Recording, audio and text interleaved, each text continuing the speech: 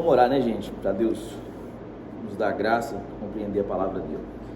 Pai Celestial, nós estamos aqui para nos consagrar nesse dia que o Senhor fez para nós, para nos alegrarmos, para nos regozijarmos em Ti, para contemplarmos a Tua glória, para vivermos o Teu amor. Pai Celestial, nos dê entendimento da doutrina bíblica do Natal, que é a encarnação do Verbo, que se fez carne, habitou entre nós, que veio para nos libertar dos nossos pecados, para tirar o pecado da nossa conta e colocar a Tua justiça. Faça-nos entender essas verdades, para que possamos cada vez mais crescer e viver para a Tua glória. Em nome de Jesus, amém. Vocês estão me ouvindo bem? Ótimo. Lucas, do versículo 5 até o versículo 25, do versículo 5 até o versículo 25, a gente tem a passagem que, quando o anjo Gabriel aparece para Zacarias, o pai de João Batista. E João, o Zacarias, ele estava no templo, né, e ele era sacerdote, ele estava ali queimando incenso perto, entre o santo lugar e o santo dos santos. A estrutura do templo, ela tinha a estrutura do templo, ela tinha a parte do átrio, né? Aqui era o templo de Herodes. Ela tinha a parte do átrio, tinha a parte do santo lugar e o santo dos santos. Quando ele estava ali no santo lugar, entre o altar do incenso e o candelabro, o anjo Gabriel aparece para ele. O fato de Zacarias ser sacerdote e estar no templo, para ele é como se ele tivesse ganhado na loteria, porque existia uma média de 20 mil sacerdotes, e cada sacerdote podia fazer esse serviço que o Zacarias estava fazendo uma vez só na vida. E diz aqui a Bíblia que ele foi tirado por sorte, né? Era assim que porque tinha mais sacerdote do que serviço para fazer, então eles tinham que sortear quem é que ia poder servir. E aí o Zacarias, fazendo esse serviço, que para ele, no ofício dele, no ministério de sacerdote dele, era a mesma coisa que ganhar na lota. Ele provavelmente ia se sentir a pessoa mais rica, mais afortunada do mundo. E é aí que o anjo Gabriel aparece para ele. E o anjo Gabriel já aparece para ele falando para ele não ter medo, né? É muito comum nas escrituras, sempre que as pessoas vivem um momento de manifestação de Deus, onde ele envia um anjo e aquele anjo aparece de fato para a pessoa, é muito comum, é muito normal que as pessoas tenham medo de imediato, né? E aí geralmente a exortação do anjo para a pessoa é: não tenha medo, não vim te fazer mal. Isso recorda a gente quando Adão e Eva estavam lá no Éden e eles não sentiam medo. Esse era um sentimento estranho para eles. Mesmo tendo comunhão com Deus, eles não sentiam medo. Mas assim que eles pecam, eles passam a sentir medo. E depois disso, anjo, né, que é um ser sublime, mais inteligente do que a gente, tem mais poder do que a gente, tem mais capacidade do que a gente, quando há essas manifestações, então é normal que você sinta medo. E o medo está relacionado a quê? Está relacionado exatamente ao fato da nossa natureza caída, né? Nós somos seres falhos, limitados. Então, quando a gente tem uma manifestação gloriosa na nossa vida, assim, é comum que sintamos medo. E então o anjo começa a falar com Zacarias sobre o filho dele. Queria ter um filho, né? Olha, Zacarias, suas orações foram atendidas. Aqui os estudiosos, eles discutem, querendo entender se essas orações eram as orações que Zacarias estava fazendo enquanto sacerdote dentro do templo, orando pela paz, né? Enquanto ele estava lá dentro do santo lugar. A Bíblia aqui nesse texto vai dizer que tinha uma multidão lá fora esperando ele. Tanto é que ele começa a demorar, as multidões começam a ficar ansiosas, porque não era comum que o sacerdote demorasse muito tempo ali. Ele falou: o que aconteceu ali dentro, né? Será que ele bateu as botas? Será que teve alguma manifestação gloriosa lá e a gente não está sabendo? Porque eles tinham a expectativa também que quando o sacerdote saísse, ele orasse pelo povo. Então tinha uma multidão do lado de fora orando, enquanto o sacerdote estava orando dentro do santo lugar, e quando ele saísse, ele abençoava o povo. E aí, Antes disso um pouco, a Bíblia vai falar quem era Zacarias, no sentido de mostrar de qual segmento ele vinha, né? Ele era sacerdote da seção de Abias, né? Eram 24 seções, ele fazia parte dessa seção, então, que eu acho que era a 8ª, enfim, e ele era casado com a Isabel. Isabel também era filho de sacerdote. Era lícito, como é que eu vou dizer? Era propício que um sacerdote se casasse com uma moça que fosse temente a Deus. Mas quando ele se casava também com uma moça que fosse filha, descendente de um sacerdote, também era uma grande dádiva. E a Bíblia fala que tanto Zacarias quanto Isabel, os dois eram justos e irrepreensíveis na prática dos mandamentos de Deus. Então era esse o testemunho que Deus tinha a respeito desse casal, o que mostra que entre eles tinha uma consonância, né? Eles não eram um casal de julgo desigual, havia uma harmonia, havia uma igualdade na busca por Deus. E Isabel era estéril, não é? E tanto Isabel quanto Zacarias já estavam avançados na idade, já estavam velhinhos. Então, e não ter filho para esse pessoal era assim uma maldição extrema, né? Era computado como se a pessoa tivesse feito errado, cometido algum pecado tão grave que não, por isso Deus estava punindo eles com a esterilidade.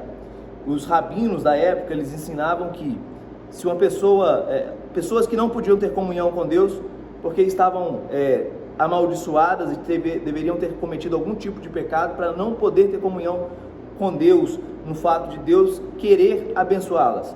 E entre essas pessoas era aquele que fosse casado com uma moça estéril, que não tivesse filhos, era uma pessoa que provavelmente estava amaldiçoada por Deus.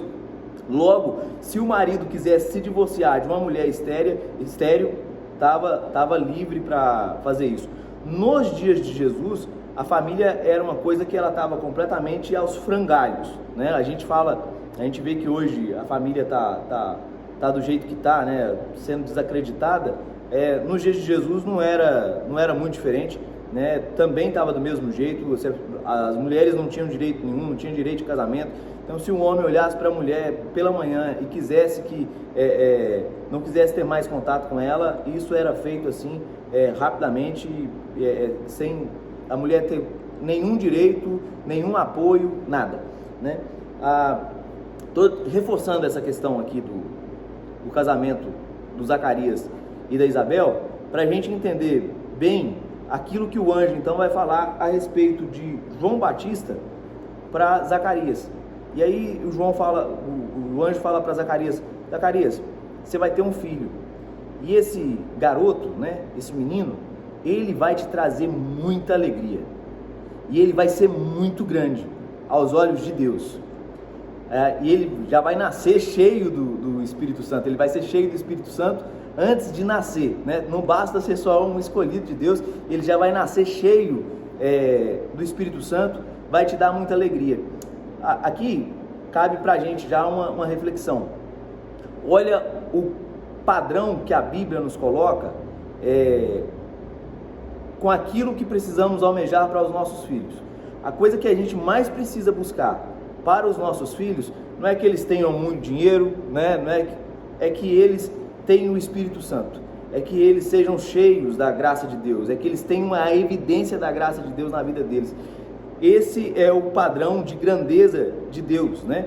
E olha que Deus ainda coloca, né? Que o anjo coloca para Zacarias dizendo: ele vai ser grande, não necessariamente aos olhos dos homens, mas grande aos olhos de Deus. Na opinião de Deus, João Batista é grande. E Jesus depois vai dizer para a gente que dentre os nascidos de mulher no Velho Testamento não teve ninguém maior do que João. Então Moisés não foi maior do que João. E aí por quê? Por causa do trabalho que João ia fazer, né? Ele ia converter o povo de Deus, ele era um arauto.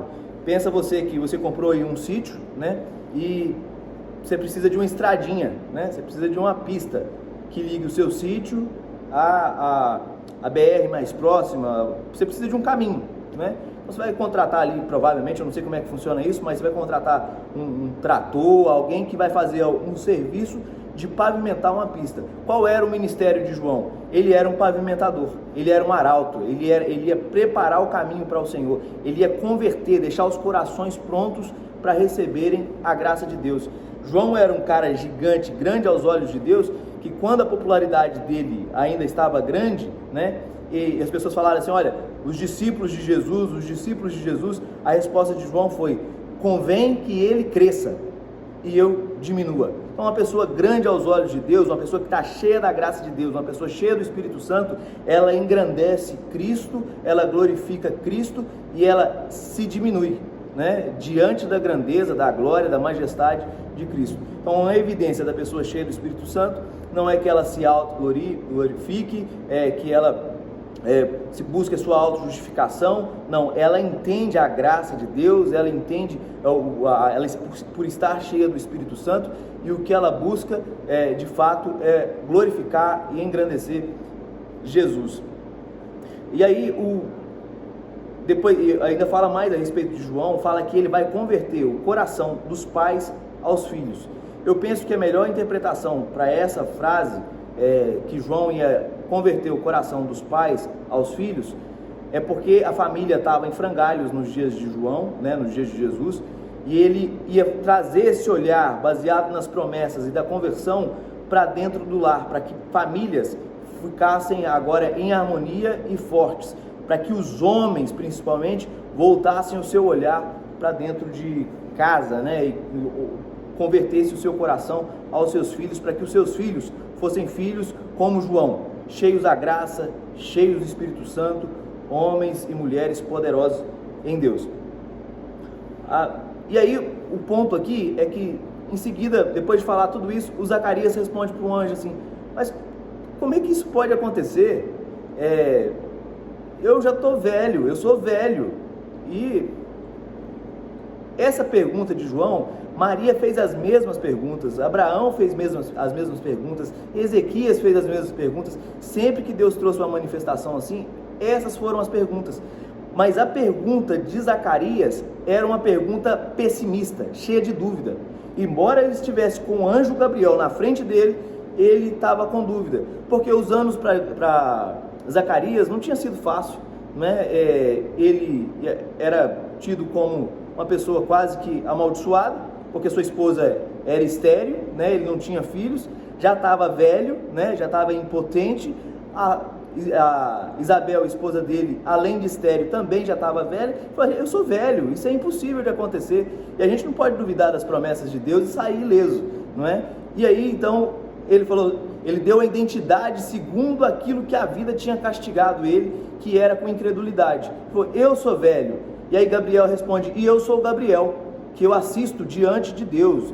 Meu trabalho é ficar diante de Deus e trazer a mensagem de Deus exatamente como ele falou para você. Então, se você é velho, eu sou o Gabriel. E aí, por que você duvidou das palavras que eu te comuniquei? Você vai ficar mudo até o dia que o menino nascer. E assim foi. Zacarias ficou mudo, já saiu de dentro do templo, não pôde orar para o povo porque estava mudo, e as pessoas entenderam que ele tinha tido ali alguma visão.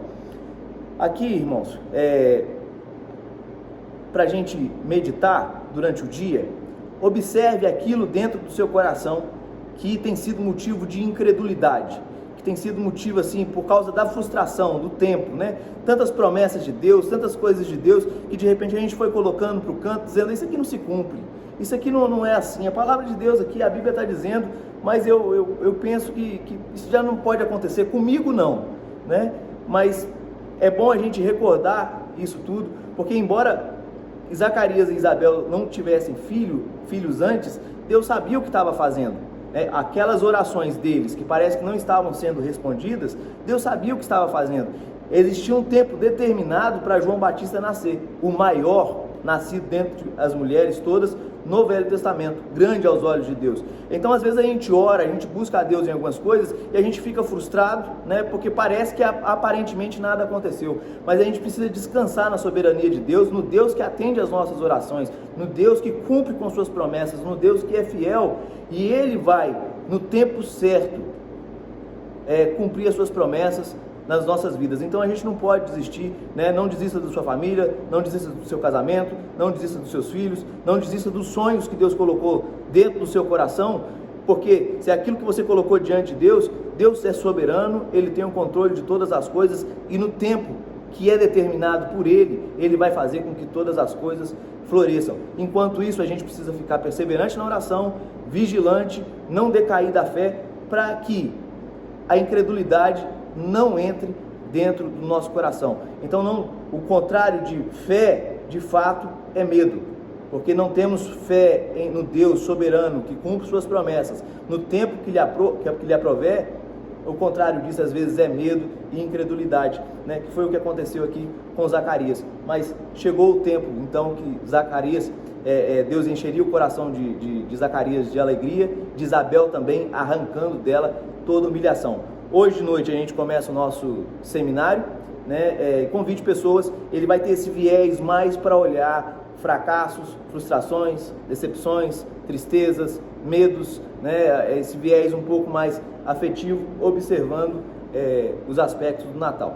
Então, seja valente, forte, corajoso e vamos que vamos aí para encarar o nosso dia em nome de Jesus.